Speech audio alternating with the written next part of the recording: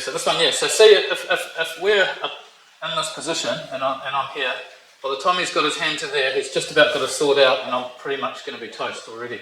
So I want to sort of move. So if we just start with our hands like this, just as he goes to do that, I'm just going to step forward and block the pommel right there. Block that part of the sword. Okay. Yeah. Block that. Give him a strike, and then draw it. And cut. Down through his centre. Okay. One more time. So, stop there. Give him a strike, and step out to the side and strike his hand away and draw the sword. And then just basically aim for his spine.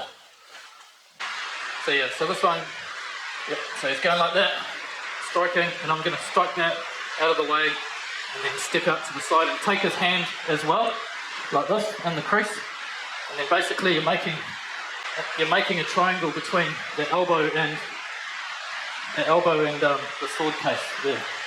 If I had a sword, I'll show you.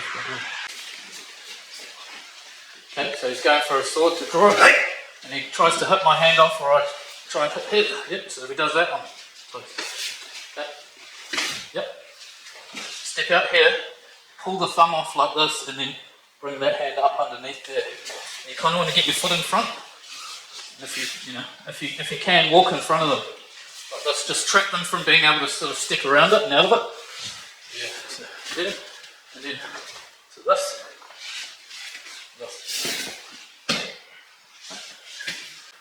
Okay, so another thing to think about with the sword is the danger zone, basically. Like if you're in close, it's harder for them to stab you. If you're too far away, they're probably not going to stab you. If you've got your sword pointing at them a certain way, they're not going to want to be invited to come in and attack. Okay, so you sort of want to have the right sort of distance, which is probably about this. So I'm just going to pull it out and do the draw cut to the stomach. Okay, so if I do nothing, I'm just going to get cut open. Okay. So as he goes for that draw cut, I'm just going to leap back and put my arms up like this. Basically create a space for him to cut in that's empty. Okay, I've actually used this against a guy with a real knife that surprised me one day and just pulled it out and went for a slash, and I just went whoa, whoa, like this, and it gave me enough chance to create a bit of distance to escape. But yeah, so as he goes to do that, yep, he's going to go for that. Leap back, put your hands up like this. Okay, we'll build it up from. So this time he's going to do the draw cut into dojo dan, and then he's going to come straight down with the cut. Step out of the way of the sword. Just guide him with a kotegashi, you guys call it? Yeah, right. Yeah. Okay. I'll just do it real slowly again. Yep. Get back. Take out to the side, grab the sword, you can grab there and take that. You can grab the handle and his hand. But I find it easier just to grab the handle and hand together like this. Okay. And step back like that.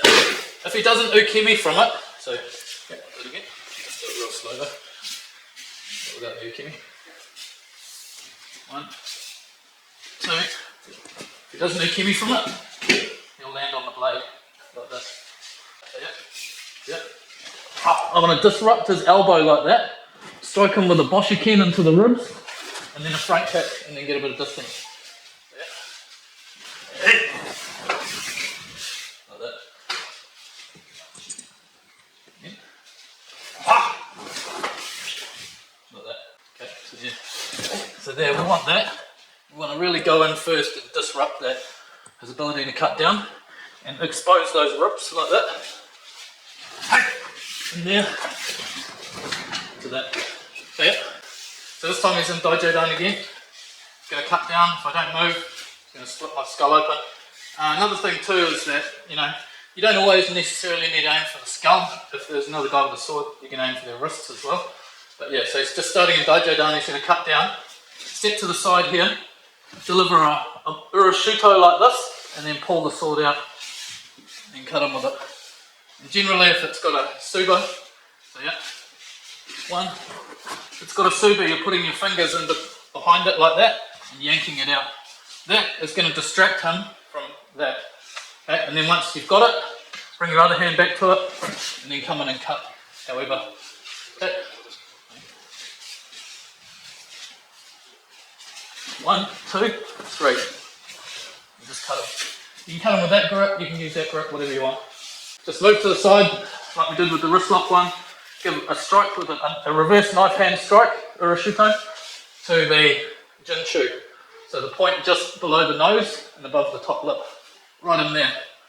Or if you want, you can go for the eyes, but that's a better more effective target.